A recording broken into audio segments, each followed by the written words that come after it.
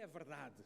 Esta foi a pergunta, ou ainda a resposta que Pôncio Pilatos, o governador romano da Judeia, respondeu a Jesus. Lembram-se? O que é a verdade? Desde tempos imemoriais, que a verdade sempre foi considerada por alguns como algo que pode ser moldável.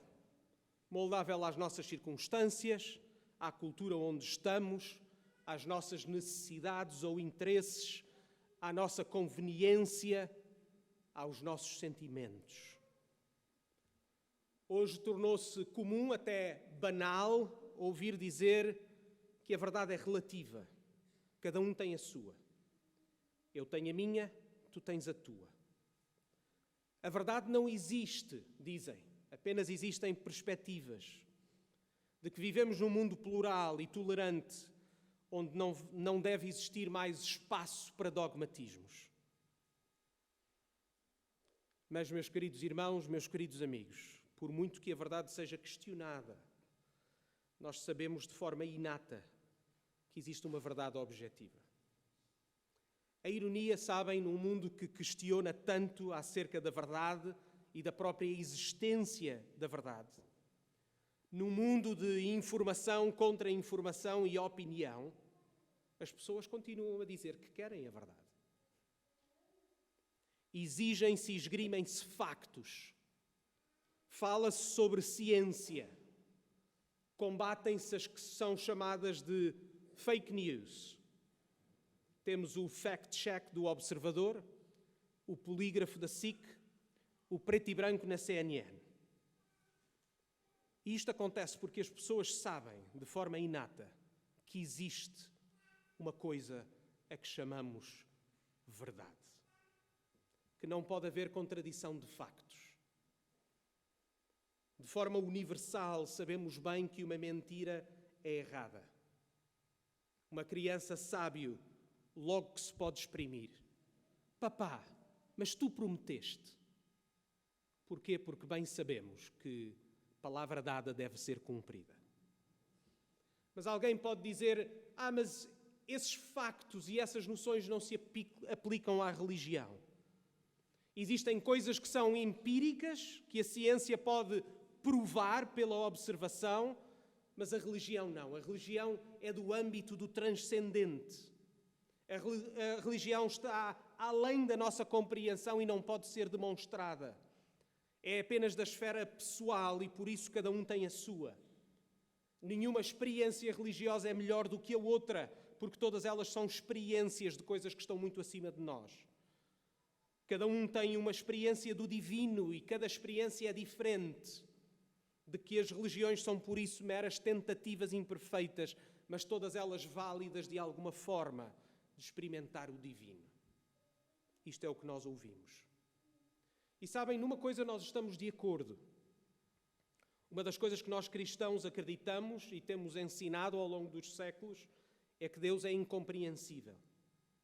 Deus é transcendente, muito acima do que aquilo que as nossas mentes podem compreender. Deus é eterno. Deus é infinito e por isso não pode ser descrito por meras palavras. Afirmamos e acreditamos que Deus é santo, que Ele é separado de qualquer outra coisa, de que Ele não precisa de existir em relação a algo fora de si mesmo, como por exemplo nós estamos limitados pelo espaço e pelo tempo, mas Deus não está. Nós não conseguimos compreender essas coisas. A nossa mente não é capaz de compreender de forma exaustiva aquilo que está acima da nossa compreensão.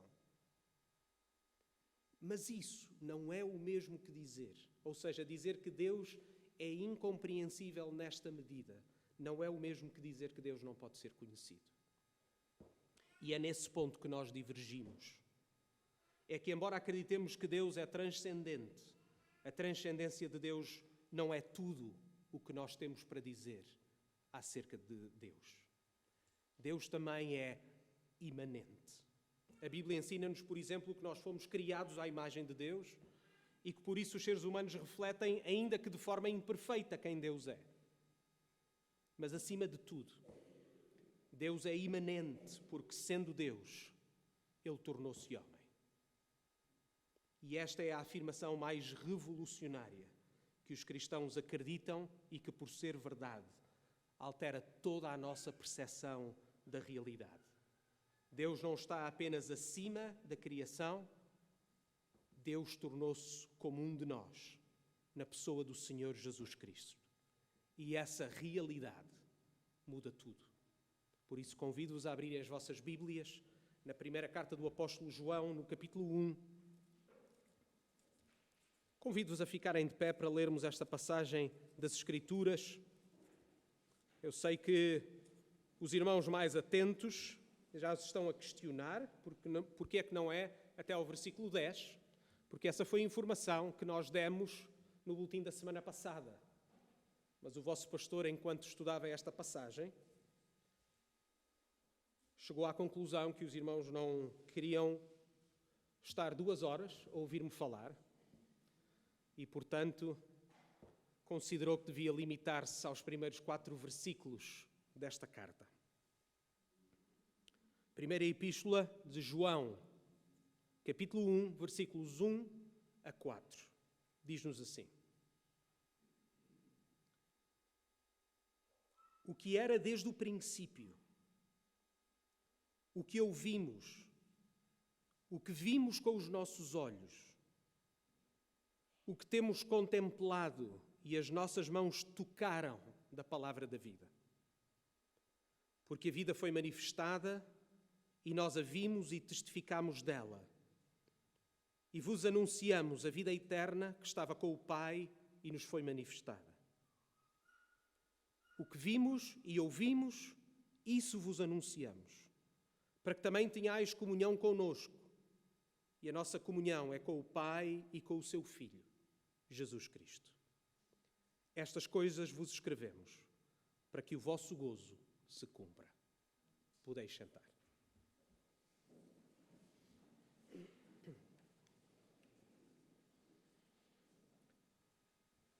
João fala-nos sobre a nossa fé, sobre a fé cristã, sobre o que é a fé cristã. E deixem-me salientar 3 pontos à medida que seguimos esta passagem, estes 4 versículos. Vamos ver, em primeiro lugar, o fundamento da nossa fé. Em número 2, o conteúdo da nossa fé. E número 3, o propósito. Vamos começar com o número 1, o fundamento. É impossível, espero que tenha sido impossível também para os irmãos, enquanto líamos estes apenas 4 versículos, sem reparar naquela que é uma insistência de João. Notaram as repetições de João? Por estas repetições, o apóstolo chama a nossa atenção para algo que ele vê como irrefutável. Vejam, ele diz, o que ouvimos, versículos 1 e 3. O que vimos, versículo 1, 2 e 3. O que contemplamos, ainda no versículo 1, e depois acrescenta ainda no versículo 1, o que as nossas mãos tocaram. Sabem, o apóstolo João fez parte daquele grupo de pessoas que conheceu Jesus. De uma maneira particular, o apóstolo João fez parte do grupo mais chegado, a que nós normalmente conhecemos como os 12 discípulos. E ele viveu com Jesus durante 3 anos. Notem, ele não apenas o viu uma vez, ele não apenas se encontrou com ele não apenas trocou algumas palavras com ele.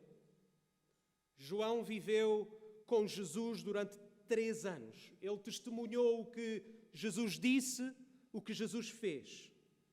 Ele partilhou com ele os melhores e os piores momentos.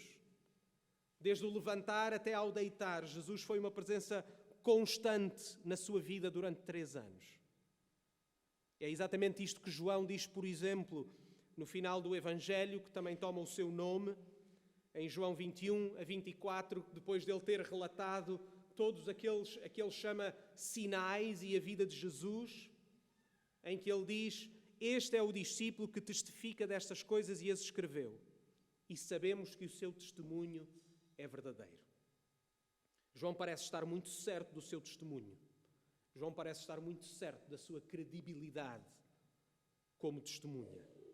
Sabe, irmãos, quando eu gosto particularmente de documentários, ou podem aplicar isto também a uma biografia. Quando lemos uma biografia, quando vemos um documentário sobre uma pessoa, sobre um evento, o que é o mais importante? O mais importante, como evidência, é o testemunho de alguém que partilhou a vida com essa pessoa ou que experimentou esse evento. Certo? Nós queremos ouvir, porque a pessoa que testemunhou esse evento ou conheceu essa determinada pessoa, porque dá-nos uma janela única para o que queremos ver e conhecer. Nós queremos saber. E nesta carta, vejam, João não se apresenta como a testemunha, isso é o que ele faz no seu Evangelho, certo? Ele diz, eu sou a testemunha. Curiosamente, nesta carta, ele apresenta-se como parte dessas testemunhas. Os irmãos veem que ele fala todas as coisas na primeira pessoa do plural. O que nós ouvimos, o que nós vimos, o que nós contemplamos, o que nós tocamos. Parece que João se está a referir ao que nós normalmente chamamos por testemunho apostólico. Daqueles que foram testemunhas oculares, presenciais, pessoais do Senhor Jesus. Deixem-me dar uma outra ilustração. Imaginem-se num tribunal, quando se procura aferir a culpa de alguém. Pode haver muita evidência indireta, certo? Mas o facto é que mesmo em tribunal, para determinar a verdade, o testemunho ocular de alguém pode resolver um caso. O testemunho ocular de uma só pessoa. O que dizer então do testemunho de várias pessoas? Depois de João apresentar o seu caso, ele torna-se indisputável. É uma realidade para João indesmentível. Não é tanto como se diz hoje acerca do que João sentiu. João não está a dizer, eu sei que é verdade porque eu sinto. É algo mais real. É algo até palpável. Porque João diz, as nossas mãos tocaram. Não foi uma mera experiência pessoal, mas uma realidade testemunhada por muitos. E deixem-me dizer, se alguém está aqui que não é cristão, nós queremos que saibas que nós temos a consciência que afirmamos coisas que são extraordinárias. E que ainda por cima afirmamos essas coisas como verdades universais. Deixem-me dizer que nós conseguimos compreender porque é que alguém que não seja cristão ouça as nossas afirmações e de que elas possam parecer presunçosas e até arrogantes. Mas também queremos que saibam que o fazemos porque acreditamos que a nossa fé é uma realidade histórica. Não é um mero conceito, não é uma mera ideia, não é um mero sentimento pessoal. Não é uma teoria, é a verdade. Não tem a ver com a nossa experiência. Nós damos testemunho do nosso relacionamento com Deus, mas esse não é o fundamento do que nós falamos. Nós somos testemunhas, mas não somos testemunhas, por exemplo, como João. Porque João dá testemunho do que viu, ouviu e tocou. Em particular para a fé cristã, existe um momento na história que transforma toda a realidade, na qual se sustenta toda a nossa fé. É a ressurreição do Senhor Jesus. É por isso que o apóstolo Paulo diz a uma outra igreja, em 1 Coríntios 15, 14, se Cristo não ressuscitou, logo é vã a nossa pregação e também é vã a vossa fé. Existe um facto histórico. O facto histórico é um túmulo vazio. Pode ser que para nós isso não seja muito relevante, mas notem, porque ela é uma evidência, numa cultura como a judaica que venerava os locais de sepultamento dos seus mestres e profetas. É no mínimo questionável que os seus discípulos profanassem o corpo e a memória do seu mestre para inventarem uma mentira coletiva. Mas mesmo que fossem loucos a esse ponto, devemos perguntar por que motivo? O que é que estes discípulos de Jesus tinham a ganhar com inventarem esta história da ressurreição? O facto é que a maioria dos discípulos, diz-nos a história, que afirmaram ter testemunhado o Jesus ressuscitado, não apenas não tiveram nada a ganhar, mas morreram por causa do testemunho da sua fé. Morreram porque continuaram a afirmar mesmo com a sua vida em risco, que Jesus tinha ressuscitado. Meus irmãos, uma coisa é alguém morrer por algo que acredita ser verdade, outra coisa bem diferente é alguém estar disposto a morrer por algo que sabe que é uma mentira. A maioria destas testemunhas morreram por causa do seu testemunho. O próprio João, que relata estas coisas, que continua a dizer que viu e que ouviu e que tocou, foi perseguido, foi preso, foi exilado e ainda assim continuou a afirmar. Mas vamos supor que alguém fosse louco o suficiente para o fazer. Mas notem, é que não falamos de uma testemunha, falamos de centenas. A certa altura, o apóstolo João, em 1 Coríntios 15, 6, diz-nos: depois foi visto uma vez por mais de 500 irmãos, dos quais vive ainda a maior parte, mas alguns já dormem também. A Bíblia relata-nos que Jesus apareceu aos seus discípulos e a várias pessoas e até a um grupo de 500 durante um período de 40 dias. A Bíblia registra pelo menos 12 destes eventos. Ele ascendeu aos céus à vista de muitos. E agora notem este detalhe, porque é um detalhe histórico. Quando Paulo diz dos quais vive ainda a maior parte, o que é que ele está a querer dizer? É o mesmo que dizer, vão e perguntem. Essas pessoas ainda vivem. Essas pessoas que testemunharam a verdade da ressurreição ainda hoje estão vivas.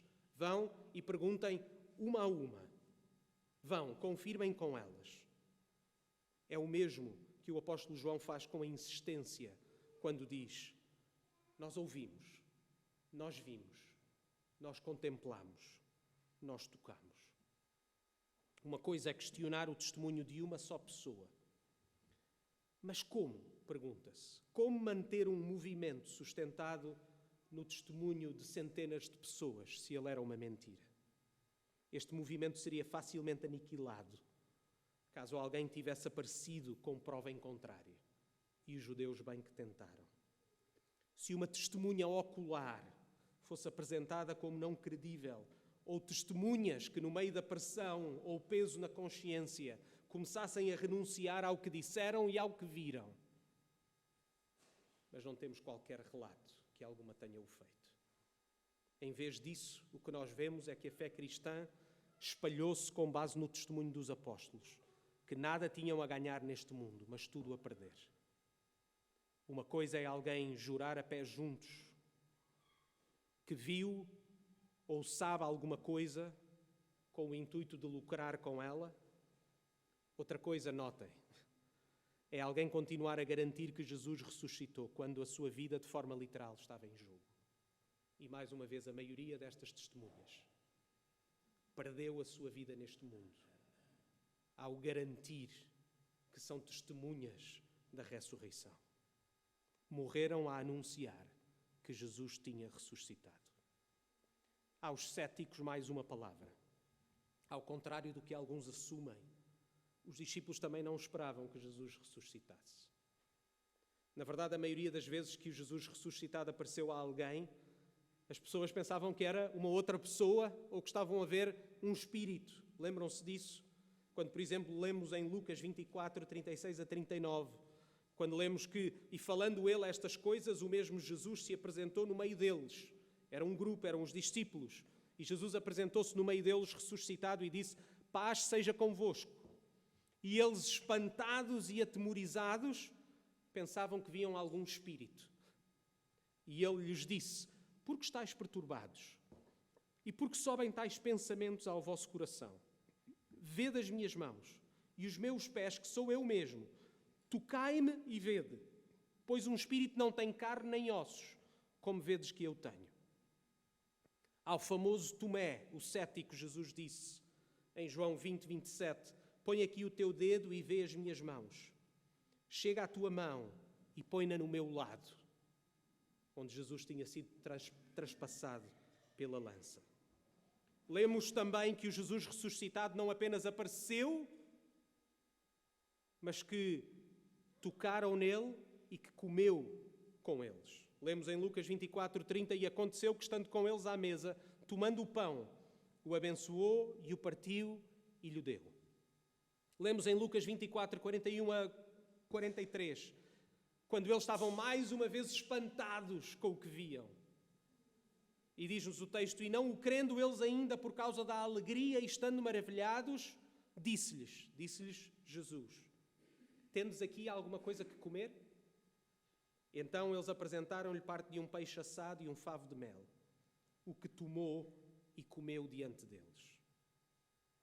Meus queridos irmãos, meus queridos amigos, só um milagre, só a ressurreição, só esta realidade, pelo poder do Espírito Santo, pôde um movimento liderado por 12 homens cobardes e medrosos espalhar por todo o mundo, a ponto de podermos dizer que, passados 20 séculos, o mesmo testemunho dos Jesus ressuscitados está a ser pregado hoje aqui e em todo o mundo. Podemos dizer de forma literal que ele está a ser pregado a todas as tribos, raças e nações. A mensagem é a mesma. 1 Coríntios 15, 3 e 4. Porque primeiramente vos entreguei o que também recebi, que Cristo morreu pelos nossos pecados, segundo as Escrituras, e que foi sepultado, e que ressuscitou ao terceiro dia, segundo as Escrituras. Ou nas palavras de João, vejam mais uma vez os primeiros 3 versículos. O que era desde o princípio, o que ouvimos, o que vimos com os nossos olhos, o que temos contemplado e as nossas mãos tocaram da palavra da vida. Porque a vida foi manifestada e nós a vimos e testificamos dela e vos anunciamos a vida eterna que estava com o Pai e nos foi manifestada. O que vimos e ouvimos, isso vos anunciamos. A nossa fé está sustentada numa realidade histórica. Meus irmãos, que isto seja um grande encorajamento para nós. Meu irmão, minha irmã, a tua esperança, a certeza da tua esperança, não está no grau da tua experiência, mas na verdade da palavra de Deus e no testemunho apostólico. Os teus sentimentos podem ser mais fortes hoje e amanhã mais fracos, mas a nossa certeza mantém-se inalterada, porque ela está arraigada na verdade, porque ela está arraigada numa realidade histórica. É por isso que afirmamos e continuamos a anunciar a uma só voz, com os cristãos dos últimos 2000 anos, ao afirmarmos, por exemplo, o que é conhecido como o credo apostólico. Creio em Deus Pai Todo-Poderoso, Criador do céu e da terra, e em Jesus Cristo, seu Filho unigênito, nosso Senhor, o qual foi concebido pelo Espírito Santo, nasceu da Virgem Maria, sofreu sob o poder de Pôncio Pilatos, foi crucificado, morto e sepultado, ressuscitou ao terceiro dia, subiu ao céu e está sentado à direita de Deus Pai Todo-Poderoso, de onde virá para julgar os vivos e os mortos. Esta é a nossa certeza. Número 2, o conteúdo. Em primeiro lugar, é bom lembrar, e é bom que os irmãos estejam cientes, que esta carta foi escrita a cristãos. O Evangelho, se os irmãos lerem, foi escrito para que eles pudessem acreditar, para que creiais e através disso tenhais a vida eterna. Quando chegamos às cartas, Paulo está a falar àqueles que já creem, àqueles que já acreditam. É por isso que vemos João a começar a sua carta com uma ênfase tão grande nos sentidos. Porquê? Porque João está a procurar lembrá-los das verdades essenciais. Paulo, ele está principalmente preocupado que eles não esqueçam que Jesus foi de facto homem, em carne e osso. É por isso esta ênfase nos sentidos, em ouvir, em ver e, para que não haja dúvida, em tocar. João está preocupado que aqueles cristãos se mantenham firmes na sua fé, porque dela depende a sua esperança. Mais uma vez, como Paulo tinha dito, 1 Coríntios 15, 14, se Cristo não ressuscitou, logo é vã a vossa pregação e é vã a vossa fé. Certo? O mesmo que podemos dizer, se Jesus não foi homem, vã é a nossa fé. porque então ele não morreu pelos nossos pecados e nós ainda estamos mortos nos nossos pecados. Se ele não morreu, nós não temos esperança. Se ele não ressuscitou, como é que nós vamos ter vida com ele? Mas em apenas 4 versículos, Jesus afirma tanto a divindade como a humanidade de Jesus Cristo. E ele fala de forma genial. Ele não diz apenas Jesus é Deus e homem ao mesmo tempo. Ele afirma quem Jesus é, por outras palavras, ao recorrer às próprias Escrituras. Vejam mais uma vez o que João diz no versículo 1. Fala acerca o que era desde o princípio, ou acerca da palavra da vida. Aquele a quem João dá testemunho, ou seja, Jesus, diz-nos o texto, é alguém que já era desde o princípio. Fala e diz-nos que ele é a palavra da vida. Sabem, estes termos podem nos parecer um pouco inocentes, mas para um conhecedor das Escrituras, eles estão cheios de significado. Quando João fala do princípio, ele remete-nos para as primeiras palavras das Escrituras. Gênesis 1. No princípio, criou Deus os céus e a terra. Mas João diz mais. João diz que este próprio Jesus, que era desde o princípio, que estava lá no princípio quando Deus criou todas as coisas, ele é a palavra da vida. Quando vamos a Gênesis 1, como é que Deus cria todas as coisas? Como é que a cada dia todas as coisas são criadas? Pela iniciativa do próprio Deus. E disse Deus. E disse Deus. E disse Deus. E disse Deus. João está a levar-nos para Gênesis e a dizer que este Jesus é aquela palavra criadora. Deus criou todas as coisas através da sua palavra e Jesus é esta palavra. Estas afirmações lembram-nos também, obviamente, o Evangelho segundo João, onde as ligações são mais explícitas. Mais uma vez, lembrem-se que estas cartas são escritas para crentes que já sabem estas coisas, estão a ser lembrados delas. Mas quando lemos o Evangelho do mesmo autor, ele começa desta forma os primeiros 4 versículos de João. No princípio era o Verbo, e agora lembrem-se, esta palavra verbo e a palavra que aqui está traduzida por palavra, no original são a mesma, é o Logos. Portanto, refere-se exatamente à mesma coisa. No princípio era o Verbo, ou a palavra, e o Verbo estava com Deus, quando? No princípio. Mas depois acrescenta algo, que é a base da nossa fé. E o Verbo era Deus. Ele estava no princípio com Deus. Todas as coisas foram feitas por Ele, e sem Ele nada do que foi feito se fez. Nele estava a vida, e a vida era a luz dos homens. João diz também aqui na sua carta, na sua epístola, no versículo 2, de que esta palavra, que a vida estava com o Pai e nos foi manifestada. Fala sobre a encarnação. Antes de se tornar homem, Jesus já existia, Ele estava com o Pai desde o princípio, Ele próprio criou todas as coisas. Mas é este mesmo Deus que se torna homem e que se manifesta e se torna visível. É o que nós lemos, por exemplo, no Evangelho de João. João 1,18, ninguém jamais viu a Deus. Mas não termina aí. Acrescenta o Deus unigênito que estava no seio do Pai é quem o revelou.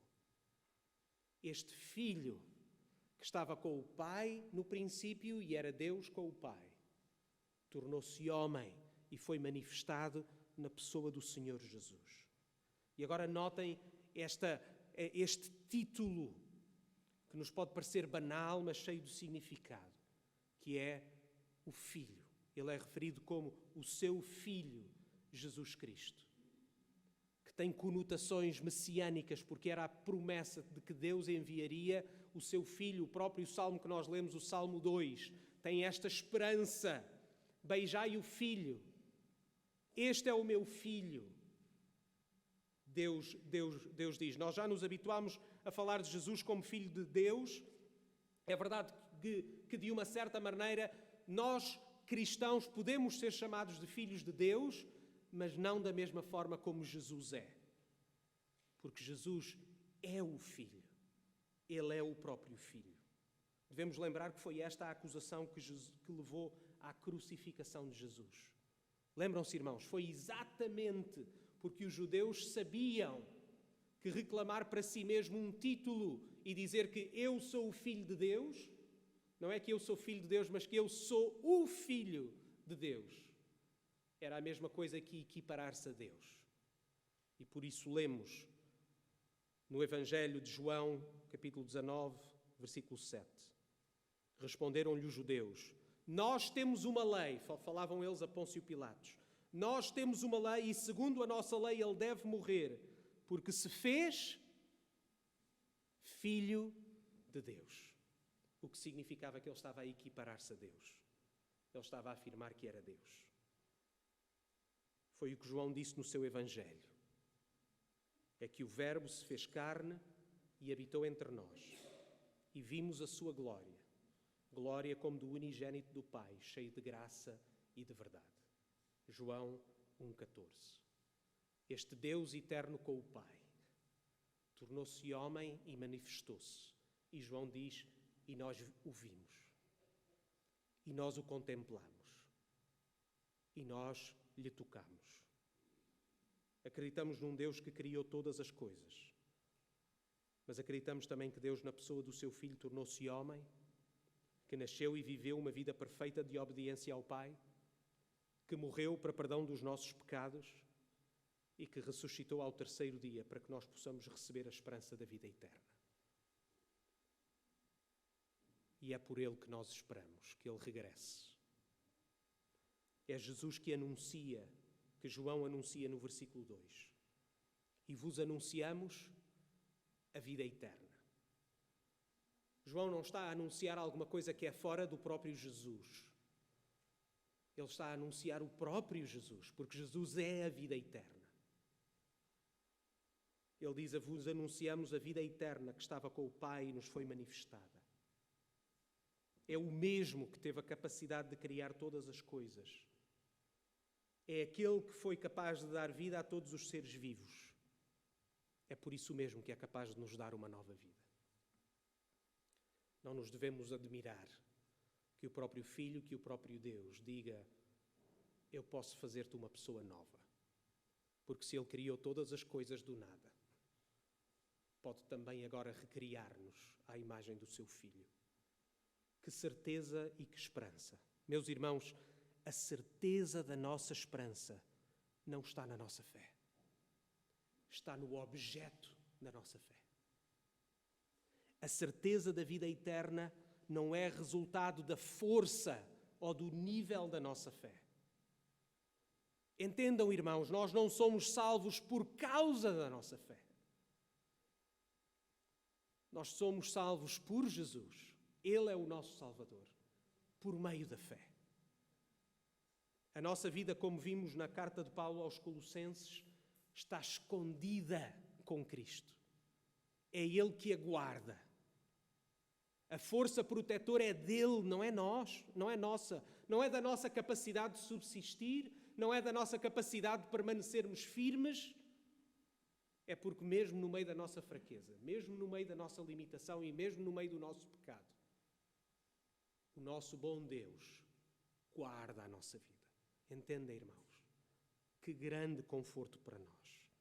Meu irmão, minha irmã, em especial nos momentos difíceis de sofrimento, de fraqueza, confia em Jesus. Não olhes para a tua fraqueza, olha para o teu grande Salvador. E finalmente, vejam o propósito pelo qual João diz que escreveu esta carta. Versículos 3 e 4. Dá-nos duas razões gerais e maiores. Vamos ver ao longo da carta que João dá outras razões. Estas são as razões gerais e maiores. Em primeiro lugar, comunhão. Vejam o versículo 3. O que vimos e ouvimos, isso vos anunciamos. Para quê? Para que tenhais também comunhão conosco. E a nossa comunhão é com o Pai e com o seu Filho Jesus Cristo. A comunhão com Deus é o objetivo do anúncio do Evangelho.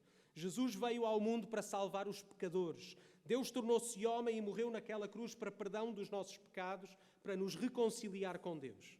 Aqueles que recebem esta mensagem passam a fazer parte da comunhão dos apóstolos, ou seja, aquela que é a comunhão com Deus Pai e com o seu Filho Jesus, no poder do Espírito Santo. Essa, meus irmãos, é a verdadeira sucessão e tradição apostólica. Ainda hoje nos mantemos firmes naquele que é o testemunho e mensagem dos apóstolos. Aqui, hoje mesmo, passados 2000 anos, cerca de 2000 anos, o Evangelho está a ser anunciado a todos com o desejo que mais se juntem a esta fé comum, a esta esperança comum. E por isso, todos os domingos nós anunciamos Jesus. Todos os domingos nós anunciamos a sua morte e a sua ressurreição, para que as pessoas possam se arrepender e colocar a sua fé nele. Este é o fundamento da unidade cristã. Estamos unidos numa mesma fé, num mesmo Deus, num mesmo Salvador. Estamos unidos numa mesma esperança. Estamos unidos no anúncio do mesmo testemunho. Esta continua a ser a razão que nos une enquanto cristãos. Não estamos juntos porque temos hobbies em comuns, nós não estamos juntos porque temos interesses comuns, não estamos juntos em primeiro lugar porque nos identificamos naturalmente uns pelos outros. Na verdade, a Igreja é esta junção de pessoas que jamais estariam juntos se o Senhor Jesus não nos tivesse unidos numa mesma fé e numa mesma esperança. Notem mais uma vez que João fala na primeira pessoa do plural. É a fé apostólica, é uma fé comum. Nas Escrituras não existe espaço para uma fé individualista. Não existe algo meramente como eu e Deus. A nossa fé é confirmada na comunhão da igreja local. A fé cristã é muito mais do que uma experiência pessoal. Ela é uma experiência, mas ela é muito mais que isso. É muito mais que o nosso testemunho, porque é o testemunho dos apóstolos que assume a primazia. Vai muito além dos nossos sentimentos. Porquê? Porque é mais do que eu sinto, é uma realidade histórica. A nossa fé é pessoal, mas não é individualista. Ela é comunitária. Finalmente, versículo 4. Vejam, estas coisas vos escrevemos para que o vosso gozo se cumpra, ou que o vosso gozo seja completo. João não está a dizer que eles ainda não têm esse gozo, que ainda não têm essa alegria. O que João quer é que essa alegria cresça, que essa alegria seja completa e perfeita. Este é o resultado da comunhão com Deus. Este é o resultado dos nossos pecados terem sido perdoados. Este é o resultado de uma esperança que é certa. Jesus veio para nos dar uma nova vida e esta nova vida enche-nos de um gozo indescritível. Não é uma felicidade adolescente, não é uma felicidade sentimentalista, não é uma felicidade passageira. É um gozo sóbrio que nos permite celebrar mesmo nos momentos de sofrimento. Porque, como disse o apóstolo Paulo aos Romanos, capítulo 8, versículo 18, porque para mim tenho por certo, porque esta é uma realidade, é uma certeza, e por isso Paulo diz, porque para mim tenho por certo que as aflições deste tempo presente não são para comparar com a glória que nos há de ser revelada. Entendem, irmãos? É esta certeza e esta esperança que nos enche de um gozo que não é meramente uma alegria ou uma felicidade sentimentalista, mas de que é algo que está tão arraigado na certeza de quem Jesus é e na certeza do que Jesus fez, que nos permite, mesmo no meio do sofrimento, saber que o Senhor Jesus voltará e nós viveremos com Ele para sempre. Da mesma forma como Ele foi manifestado uma primeira vez, Ele será manifestado em toda a sua glória quando Ele voltar. Meus irmãos, o meu desejo durante o estudo desta carta é que a nossa fé seja confirmada e que o nosso gozo cresça. A minha oração é que o nosso bom Deus use esta carta para convencer os céticos, para encorajar os fracos, para consolar os que sofrem, mas também para corrigir os que estão em pecado, para instruir os ignorantes. Vamos orar.